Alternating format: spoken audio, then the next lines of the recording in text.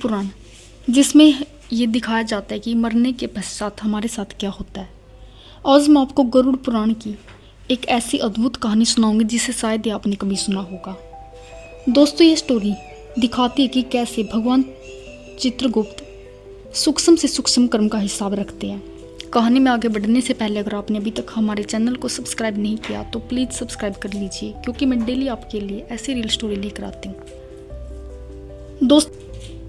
दोस्तों, प्राचीन काल में राजा अमृतपाल एक बहुत बड़े साम्राज्य पर राज करते थे। माना जाता है कि वे वीर थे, लेकिन उनमें एक भारी दोष था, वो था अहंकार। उन्हें लगता था कि वे जो भी दान पुण्य कर रहे हैं उससे उनके सारे पाप धुल जाएंगे। वे अक्सर कहते थे, मैंने इतने मंदिर बनवाए हैं कि भगवान भी मेरा कर्ज नहीं उतार पाएंगे। माना जाता है कि एक रात जब राजा अपने महल के सबसे ऊंचे कक्ष में सो रहे थे, अचानक उन्हें कमरे में भारी ठंड महसूस हुई। उन्होंने जब अपनी आंखें खोली तो देखा कि काले रंग के दो भयानक दूत उनके सिंहासन यानी कि सिरहाने के सामने खड़े हैं। माना जाता है कि तभी राजा चिल्लाए, सैनिकों, इन्हें पकड़ो। लेकिन यमदूत हंसे और बोले, राजन, अब तुम्हारी आज्ञा यहाँ नहीं चलती, तुम्हारा समय समाप्त हुआ। राजा की आत्मा को यमदूत वायु मार्ग से यमलोक ले जाने लगे। रास्ते में राजा ने देखा कि पापी आत्माएं भयानक कष्ट सह रही हैं। राजा डर से कांपने लगे और बार बार अपने किए गए दानों की दुहाई देने लगे। वे कहने लगे, मैंने लाखों स्वर्ण मुद्राएं दान की हैं, मुझे इस रास्ते से क्यों ले जाया जा रहा है। दोस्तों, माना जाता है कि जब राजा यमलोक पहुंचे तो उन्होंने देखा कि एक विशाल सभा में सामने भैंसे पर सवार यमराज बैठे हैं और उनके बगल में एक दिव्य पुरुष चित्रगुप्त बैठे हुए हैं।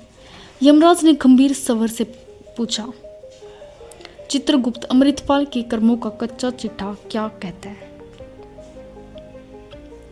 चित्रगुप्त ने अपनी पुस्तक खोली और बोले, प्रभु, इस राजा ने 100 मंदिर बनवाए, लेकिन हर मंदिर की दीवार पर अपना नाम खुदवाया ताकि लोग उसकी वाहवाही करें।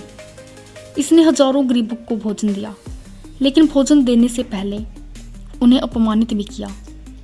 इसका दान सात्विक नहीं बल्कि राजसी अहंकार से भरा था। माना जाता है कि तभी चित्रगुप्त ने राजा के एक छोटे से कर्म का जिक्र किया।